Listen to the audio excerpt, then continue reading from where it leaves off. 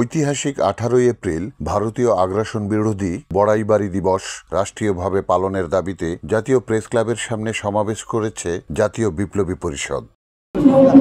এ দলের ছাত্র সংগঠন বিপ্লবী ছাত্র পরিষদের দাবির উপর ভিত্তি করে বাংলাদেশ ছাত্রলীগ নামে নিষিদ্ধ ঘোষিত সন্ত্রাসী সংগঠনকে নিষিদ্ধ করা হয়।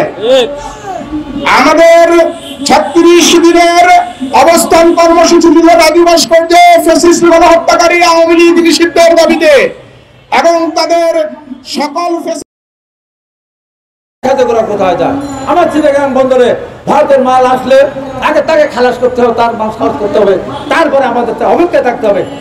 হতে পারে না, বন্ধ করে তার দেখি কোথায় যায়। ভারতের আশপাশে একটি তার পক্ষে দেয়, মালদ্বীপ ধমক দেয়, নেপাল ধমক দেয়, শ্রীলঙ্কার কথা শুনে না, পাকিস্তান তো ধমকের উপর রাখছে। আমরা কি এত ছোট? আমরা এত ছোট না। আমরা কি খুব বিপদে পড়ে গিয়েছি? আমরা কি ভারতের 3 পাশে ভারত বলে আমরা কি খুব বিপদে আছি? না। Report Shahjahan Chowdhury, NNTV, Dhaka.